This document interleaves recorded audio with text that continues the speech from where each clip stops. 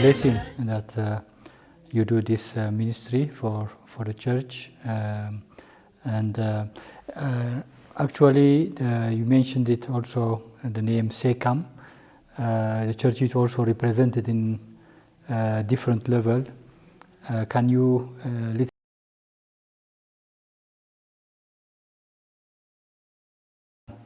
the AU chaplaincy at this headquarter? Yes, in 2015, the SECAM, led at that time by Spiritan Archbishop Gabriel Mbilingi, they established, or the SECAM stands for Symposium of Episcopal Conferences of Africa and Madagascar. So it is the Pan-African body of bishops, so continent and adjacent islands. And because of what the church is doing in Africa, they felt like it was very important to work together. Today we say in a synodal way with the African Union, because the church finds herself ministering to the same people as the African Union is ministering to. And especially when it comes to critical issues such as justice, peace, reconciliation. So the church is doing a lot, and the African Union is doing a lot. But we are not in a situation of rivalry. We need to work together. So in 2015, as I said, there was a memorandum of understanding signed between SECAM and the African Union Commission through the Department of Peace and Security and Political Affairs. So the memorandum of understanding was saying that in key areas of mutual interest, we are going to work together. So, and then in order to implement it, SECAM decided to establish a liaison office to the AU for, I think, if I'm not mistaken, for 6 years. The liaison officer was our own Ethiopian brother, Beranu Tamene. And since 2021, a new one was appointed, but it was, for various reasons, it was not possible for him to effectively start his job. So there was a kind of vacuum, we can say, for the past 3 years or so. But thank God, SECAM has appointed a new liaison officer, a consolata father from Kenya, Father Dr. Stephen Okello, whom I've met, and then we have been working since together. So to kind of reconnect physically with the African Union Commission. So they are at the level of the pastors, the bishops, and what SECAM has decided to do together with the AU. So our duty is to, personally also and with other people, to help the liaison officer, because the liaison officer is new, and you might need the contacts of all the people who are the chaplaincy.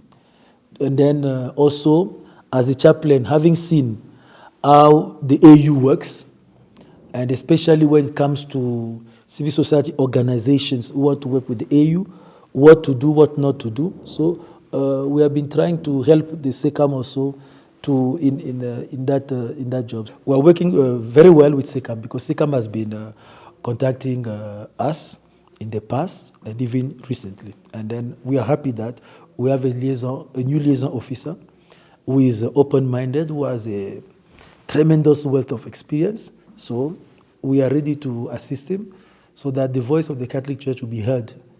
Because one of the problems, that's me. If you ask me, Father Émeric, what do you think? One of the problems was that, in my understanding, in my own perception, the Catholic Church was not enough represented at the AU. This can be seen.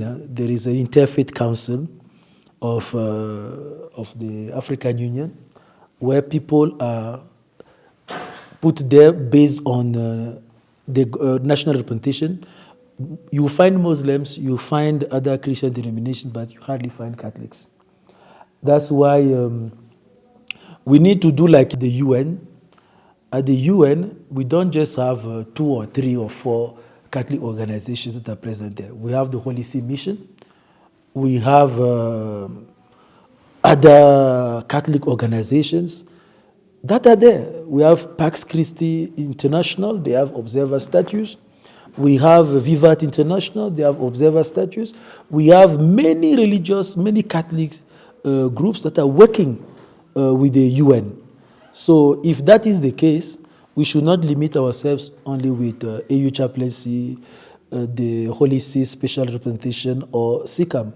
On the contrary, even our Catholic organization, those that are dealing with the youth, those that are dealing with workers, maybe those that are dealing with other issues, they can also develop working relationships with AU, because the harvest is rich, but the laborers are few.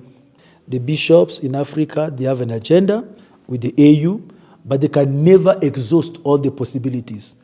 And there are other Catholic faith organizations, or other faith-based organizations that can also develop, based on areas of common interest, some working relationship with the AU. So whoever wants to engage the AU has never said that if you are Catholics, we only take 3, or we only take 4. But the more we are, the more we collaborate, the better for the church and the better for the continent at large. So I'm happy, to hear that the St. John Paul II chaplaincy is working closely with SECAM. Now it is started well again after a certain period of vacuum. And also the representation of the Catholic Church is through the nunciature here. The nuncio, the papal nuncio, is also participating, invited, and that is also another voice for the Catholic Church. So there is a collaboration, and our presence is gradually strengthened there. And your ministry, keeps also the individual faithful through their faith and through their Christian witness. You influence also somehow the decision making in that process. Yeah, they, like Father Émeric may not have the power to influence directly the entire commission, but by facilitating the work of organizations that can work in terms of changing the policies, yes, we are contributing. And but also we never know. There are subjects, topics we discuss even during the preaching that can make someone at the commission to think, to say, well, this is an interesting perspective into my work. So there are things like that. But for me, much remains to be done. And I'm happy that the collaboration with the Nunciature, the special representation of the Holy See to the African Union, and the collaboration with the Nunciature, SECAM, and chaplaincy is wonderful. So that one, I think we are working in a synodal way, because we have synodal leaders in that situation. You see your ministry growing gradually, and you may have also hope for the coming period that the chaplaincy to be in a certain level, maybe some plans for the coming period. As a member of the Spiritan Fathers,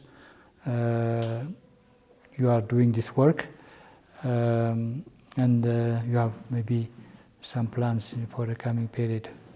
Yes, and then here I need to say thank you to you, Father Petros Berger, and also to the Cardinal for having entrusted the chaplaincy to the Catholic Church and all the efforts you are doing. Because actually, if you ask me what is the way forward, how we can maximize our chances in influencing the policies of the African Union, is number one, we need to build a proper church for the African Union people. And of course, it is, when we say African Union, Ethiopia is part of the African Union. So the Catholic community in Addis that can join us is also part of the African Union mission. But we also have these Catholic community of the diplomats, whether it be at the UN, ECA, or at the Commission. We need to arrive with to build really a church that can accommodate 300, 400, 500, I don't know. But it needs to be big enough and visible enough. Because, okay, it's not about being jealous of what others are doing. I'll give you one example. This summit, we had the breakfast prayer, I mentioned it earlier. So I represented the Catholic Church in offering the prayers for the breakfast prayer. There was no breakfast but the prayer. So, but no problem. But we kept the title. But outside of the commission, there was this, our brothers and sisters of habesha, I think habesha International Church.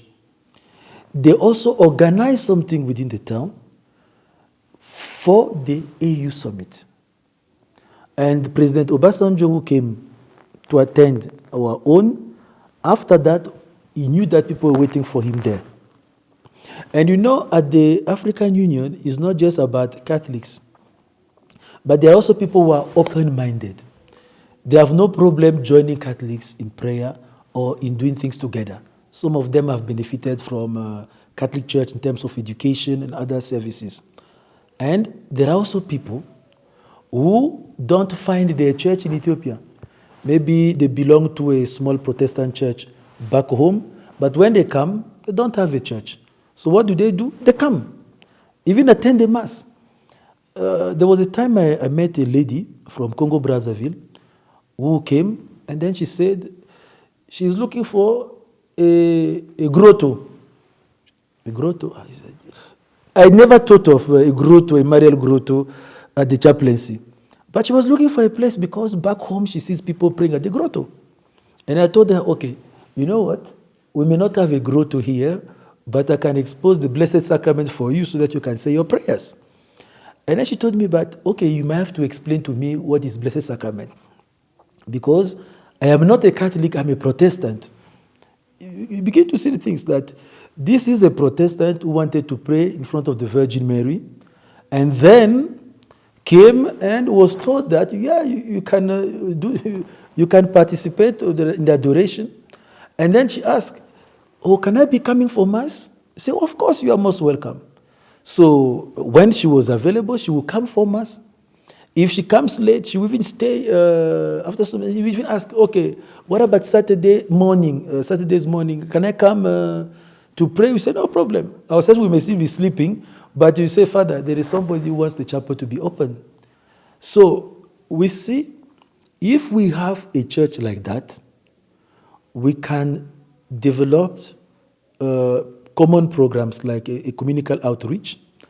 But even for the own Catholic Church, it's going to be a big plus. A big plus whereby, imagine, for instance, we have here a huge community of, a huge Nigerian community. Many of them are Catholics. If once in a while, we say, once in a month or every couple of months, we have Mass in, let's say, in Igbo language, that we invite a priest who knows Igbo language to offer the Mass. It may not be in the morning. It may be just say, okay, 2 p.m., from 2 p.m. to 3:30 p.m., you have once in a while the Mass in your language. It is going to be something very powerful for these Catholics who have been here worshiping in Amharic, worshiping in French for at times, or even in English, to reconnect them not just to the home parish, but at least to express the universality of the church. We have a lot of Swahili speakers, Kiswahili speakers in Addis. So imagine we have a chaplaincy, and then we say, okay, once in a while we have a Mass in Swahili.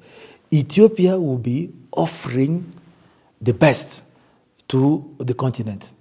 And with the interactions of various communities will be something. The dream is not just about conducting religious services, but it has another, we can call it intellectual mission, especially promotion of Pan-Africanism. That is, we are going to enable the AU and the Pan-Africanists to know what the church is thinking, but also the church should know what the AU is doing.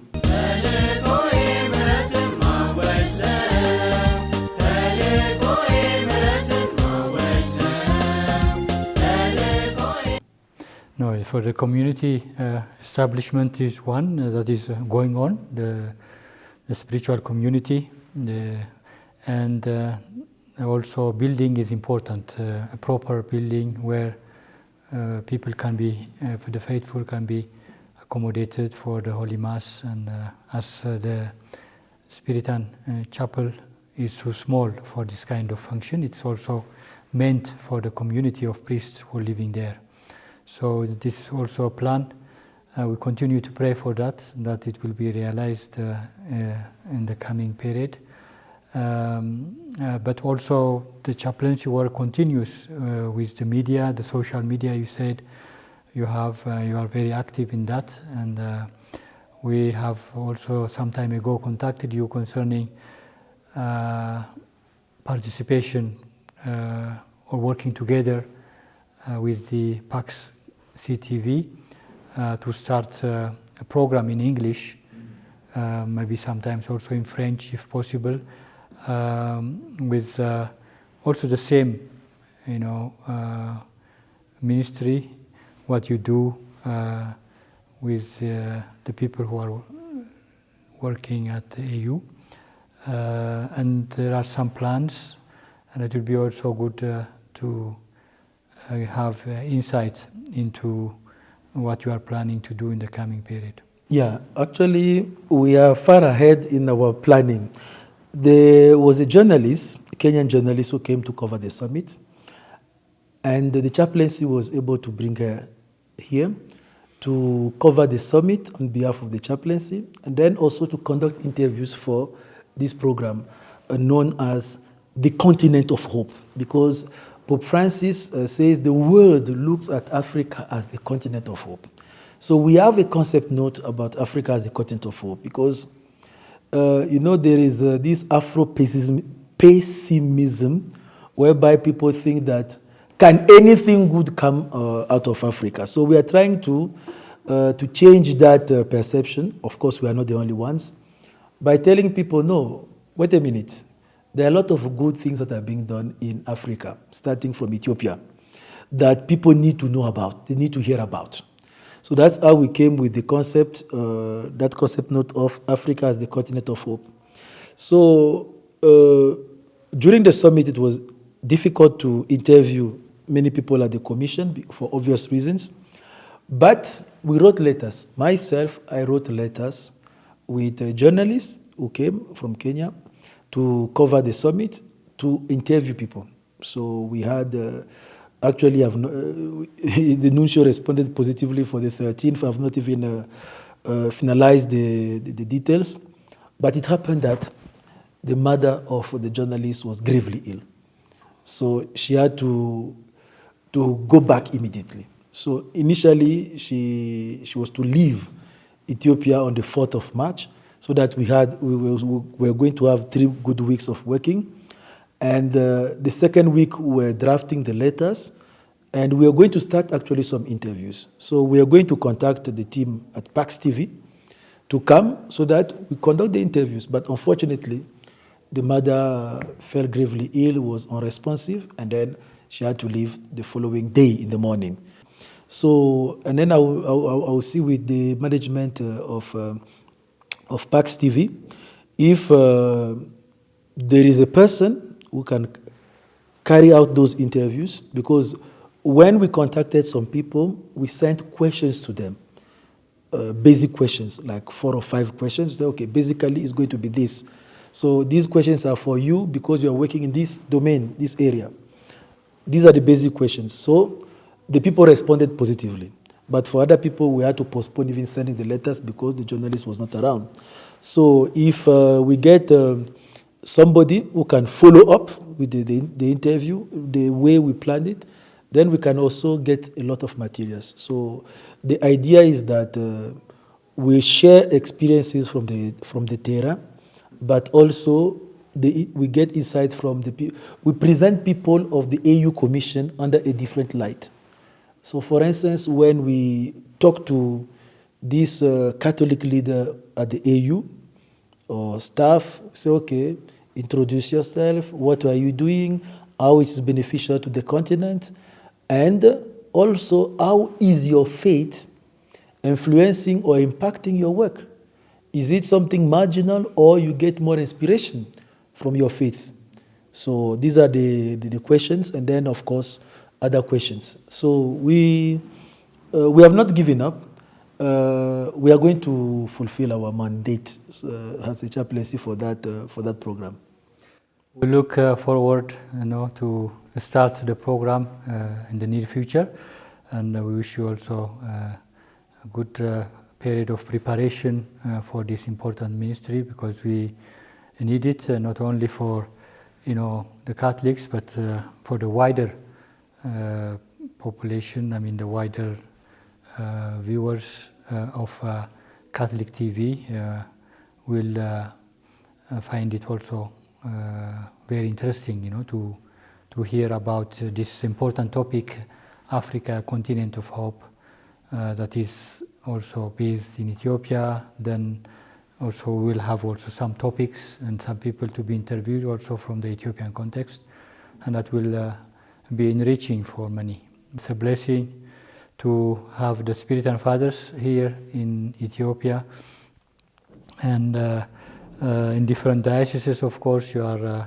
giving your service, and today we focus on the chaplaincy work at the AU. That was our also plan, and thank you very much, Father Émirik, for your giving us insight into your congregation, but also for the work you are doing at the African chaplaincy. Maybe you have more wishes or something to say, for which I don't have a specific question for you. Maybe wishes for the church in Ethiopia, or for the Spiritan Fathers, or for the chaplaincy.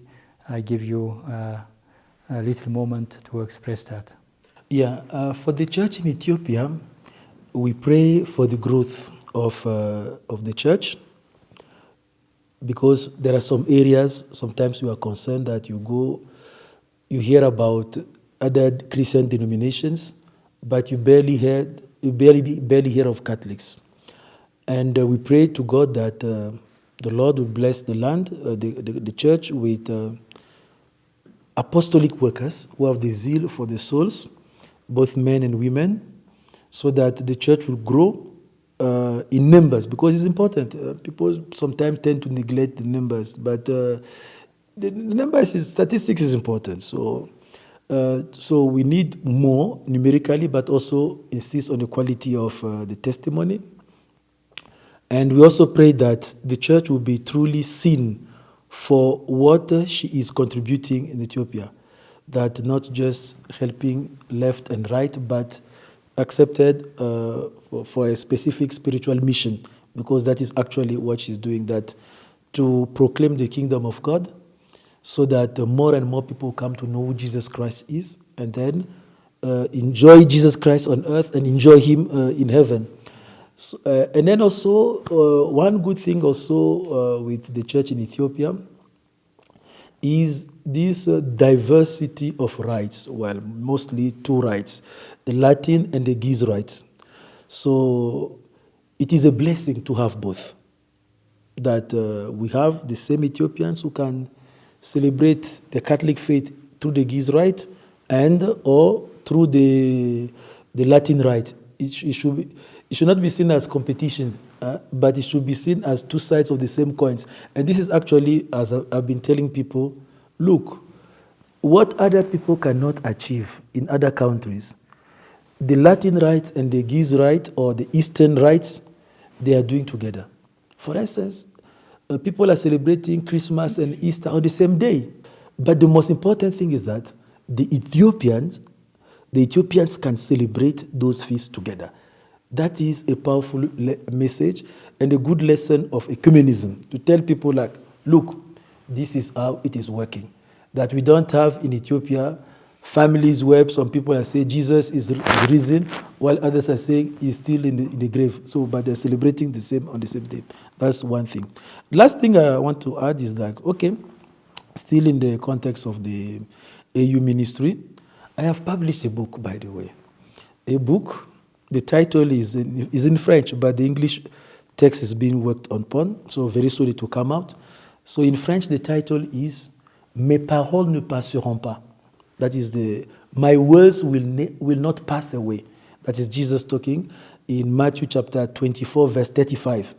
And the subtitle of the volume 1 is Homélie pour les dimanches de l'Avent, temps de Noël, le Carême et la Semaine Sainte. Homilies for the Sundays of Advent, Christmas festivities, Lent, and the Holy Week for year A, B, C. So it is already published. I got the imprimatur of the Cardinal.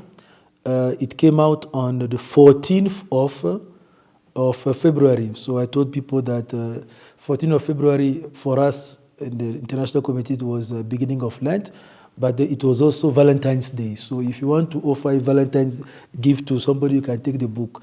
But the good thing is this. In that book, in the acknowledgement part, so there is an acknowledgement to different stakeholders, including the Cardinal and the church in Ethiopia.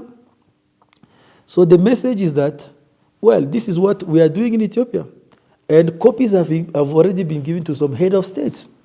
So those head of states, when they read the book, they see that, oh, this is what is being done. So I know some presidents, because I gave the copies during the summit, so they have this in the luggage. So it is also a contribution that a president or a minister or people in different capacities, they're able also to read the homilies we have on Sundays. So don't worry for Ethiopia. The Cardinal insisted that the book should also be translated into Amharic and Afan Oromo. We are working on that. Okay, that's good. And the first version is in French, and I hope that many people who read French will benefit from this book. We are very happy and grateful also for this contribution to the church. And then we look forward to see also the English translation and Amharic and other. Thank you, it's good. So, as I said, we are very grateful for you for taking time to come to our studio here to give us insight into your ministry, and I hope in the near future we will start also the program which we have announced, Africa, the continent of hope, very soon, and we wish you all the best in the preparation, and we pray for that as well. አመሰግናለሁ። የተከበራችሁ የተወደዳችሁ የሰላም ካቶሊክ ቲቪ ተመልካቾቻችን በሰላም ካቶሊክ ቲቪ የቤተክርስቲያን በተልዕኮ ላይ የተሰኘው ፕሮግራማችን ላይ ዛሬ እንግዳ አድርገን የጠራናቸው ክቡር አባ ኤሚሪክ የሰጡን ስለ ቤተክርስቲያን በአፍሪካ ህብረት እዚያ ላሉ ካቶሊካውያን የምትሰጠው ተልዕኮ ወይም ደግሞ ሐዋርያዊ አገልግሎት የበለጠ ግንዛቤ እንዳገኛችሁበት ተስፋ እናደርጋለን። እንግዲህ በሚቀጥለው ጊዜ በሌላ እንደዚሁም በቤተክርስቲያን በተልዕኮ ላይ በሚተላለፍ ፕሮግራም እስክንገናኝ ባለንበት እግዚአብሔር በሰላም ይጠብቀን። ተልዕኮ የምሕረትን ማወጅ